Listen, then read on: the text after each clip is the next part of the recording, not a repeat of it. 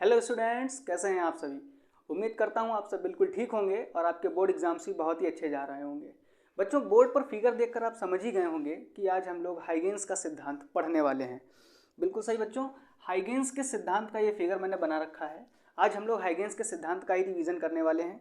बच्चों, रिवीजन करने से पहले आपको ये बात मालूम होगी कि हाइगेन्स ने ही कहा था कि प्रकाश तरंग के रूप में चलता है, और हम लोग सब जानते हैं कि तरंग को चलने के लिए एक मीडियम की ज़रूरत होती है। भैया, किसकी ज़रूरत होती है? एक माध्यम की ज़रूरत होती है ना। अब प्रकाश तो निर्वात में भी चलता है, तो हाइगेन्स ने ये कहा, मतलब कहा क्या, उन्होंने एक माध्यम मान लिया। हाइगेन्स ने एक माध्यम माना जिसको हम लोग ईथर के नाम से जानते हैं। किसके नाम से जानते हैं भैया? ईथर के नाम से जानते हैं ना। अब ईथर माध्यम की खास बात क्या है? ईथर माध्यम की खास बात यह है कि यह बहुत हल्का है। क्या है? यह बहुत हल्का है। हल्के का मतलब क्या है? इसका द्रव्यमान कम है। और दूसरा पॉइंट भैया क्या है? जब यह हल्का होगा, यानी कि द्रव्यमान इसका अगर कम होगा, तो इसका घनत्व भी कैसा होगा? कम होगा। तो इसका घनत्व क्या है? कम है। तो भैया, ये एक ऐसा मीडियम माना हाइगेन्स ने, ईथर, जो बहुत ही हल्का है और उसका घनत्व भी कैसा है? कम है। ठीक है, खैर ईथर पे हम लोग चर्चा फिर कभी करेंगे। आगे हम लोग पढ़ते हैं कि आखिरकार हाइगेन्स ने क्या बताया। ठीक है ना।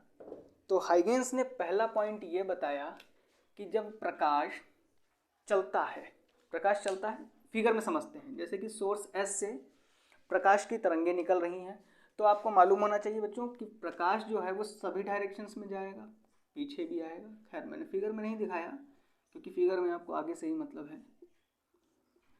ठीक है ना।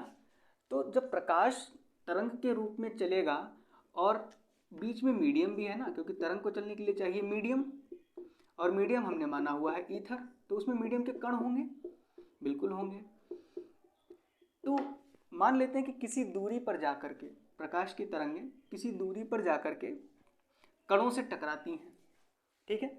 जब कणों से टकराएंगी तो क्या होंगी कि वहां पर उपस्थित जितने भी कण होंगे, ठीक है ना, किसी दूरी पर उपस्थित जितने भी कण होंगे वो सब एक समान कला में वाइब्रेशन करने लगेंगे। एक समान कला में मतलब एक ही डायरेक्शन में कंपन करने लगेंगे, वाइब्रेशंस करने लगेंगे, जिसको हम लोगों ने यहाँ पे, ये देखो, ये जो लाइन ए बी है, इस पर उपस्थित जितने भी कण हैं, बच्चों ध्यान से समझना, ये जो लाइन ए बी आप देख रहे हैं फिगर में, इस लाइन पर प्रेजेंट जितने भी पार्टिकल्स हैं वो सभी एक समान कला में कंपन यानी कि वाइब्रेशन करने लगे। जहाँ पर जिस लाइन पर सारे कण एक साथ एक जैसा वाइब्रेशन शो करते हैं, उसी लाइन पर, उस लाइन को हम लोग क्या कहते हैं? तरंगाग्र कहते हैं। उस लाइन को हम लोग क्या कहेंगे बच्चों? तरंगाग्र कहेंगे। ठीक, ये तो हो गया पहला पॉइंट जो हाइगेन्स ने बताया कि अगर सारे कण किसी एक रेखा पर एक ही जैसी कंपन करने लगे तो उसको क्या कहेंगे हम लोग? उस पाथ को हम लोग तरंगाग्र कहते हैं, उस पथ को हम लोग तरंगाग्र कहते हैं। ठीक है। अब दूसरा पॉइंट समझते हैं। इस तरंगाग्र पर, अब पहले पॉइंट की बात हो गई, हम लोग तरंगाग्र तक पहुंच गए। अब सेकंड पॉइंट में तरंगाग्र के थोड़ा सा आगे बढ़ते हैं।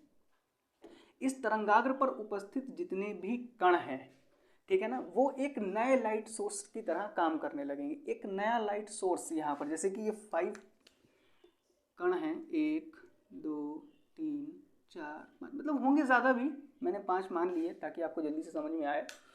तो ये जो कण हैं, ये कण अब क्या करेंगे? अपने आप में ही एक लाइट सोर्स बन जाएंगे, है ना। और जब ये लाइट सोर्स बन जाएंगे तो इनके भी हर तरफ से प्रकाश की किरणें निकलने लगेंगी, कुछ इस तरह से। भैया आया समझ में? आ ही गया कि पहले लाइट सोर्स एस से किरणें निकली, एक तरंगाग्र बनी, है ना। अब उन तरंगाग्र पर उपस्थित कण खुद एक लाइट सोर्स बन गए और वहाँ से लाइट निकालने लगे, है ना। तो मान लेते हैं कि यहाँ से यहाँ तक की दूरी हमको नहीं पता है, ठीक है, लेकिन यहाँ से जो किरण आ रही है उस किरण की चाल कितनी है, तो यहाँ पे लिखते हैं चाल। चाल कितनी है भैया, चाल है v, है ना। ये v चाल से चल रही है और यहाँ पर तक पहुँच रही है, किस पर, तरंगाग्र पर। और कितना समय ले रही है, समय ले रही है, मान लिया t समय में पहुँच रही है, स्मॉल t समय में पहुँच रही है। तो हमें ये पता करना है कि आखिरकार इस पॉइंट से और इस वाले s वाले लाइट सोर्स की दूरी कितनी है। तो दूरी के लिए भैया हम लोग वही पुराना फार्मूला जो अब तक पढ़ते आए हैं, क्या है, दूरी बराबर चाल इंटू समय, चाल मल्टीप्लाई बाई समय। अपना पुराना फार्मूला कई बार पढ़ा है ना। चाल क्या है, v है, और समय क्या है बच्चों, समय t है। इस फिगर को अगर आप और भी अच्छे से समझना चाहो तो बच्चों आपको याद होगा कि हम सभी शैतान तो होते ही हैं।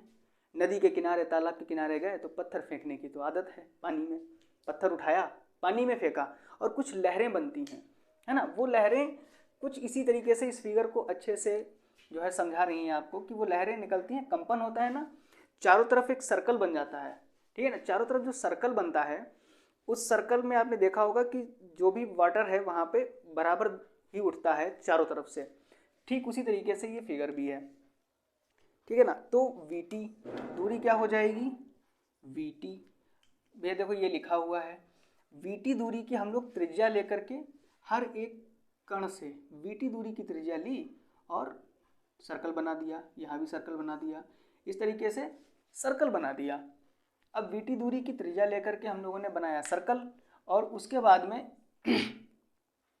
थर्ड पॉइंट क्या कहता है, नंबर 3, थर्ड पॉइंट ये कहता है कि इन सर्कल से टच करते हुए, इन सर्कल से टच करते हुए एक लाइन बना दी जाए, इन सर्कल से टच करते हुए लाइन बना दी जाए, तो हम लोगों को जो नई तरंगाग्र मिलेगी वो हो जाएगी A' और B', है ना। जो नई तरंगाग्र मिलेगी वो हो जाएगी A' और B'।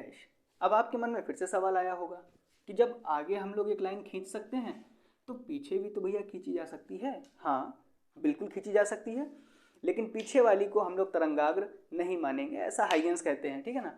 हम लोग सिर्फ आगे वाली लाइन को ही तरंगाग्र मानेंगे। ये पीछे वाली देखिए आप, मैंने बना भी दी थी, A' और B', लेकिन इसको हम लोग तरंगाग्र नहीं मानते हैं, ठीक है। अब इसको थोड़ा सा इरेज करते हैं और बातें करते हैं कि अब आपको इसके नोट्स कहाँ मिलेंगे। तो भैया हाइगेंस के सिद्धांत के नोट्स आपको हमारे टेलीग्राम चैनल पर मिल जाएंगे। कहाँ मिलेंगे, टेलीग्राम चैनल पर, जिसका नाम है, वहाँ भी वही नाम अपना पुराना, लूप एकेडमी, ACADEMY। भैया इसके नोट्स आपको लूप एकेडमी के टेलीग्राम चैनल पर मिल जाएंगे। इंस्टाग्राम पर भी आप हम लोगों को फॉलो कर लें, ताकि कुछ अगर न्यूज़ या कुछ अपडेट आपको देनी हुई तो हम लोग आपको वहाँ पे दे पाएंगे। तो बच्चों ये था आज हमारा हाइगेंस के सिद्धांत का एक छोटा सा वीडियो।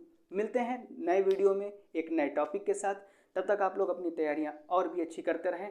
और अगर फिज़िक्स से रिलेटेड कोई भी सवाल हो या केमिस्ट्री से रिलेटेड कोई भी सवाल हो तो आप हमें वीडियो में कमेंट कर सकते हैं, या टेलीग्राम या इंस्टाग्राम पर भी आप हमें मैसेज कर सकते हैं।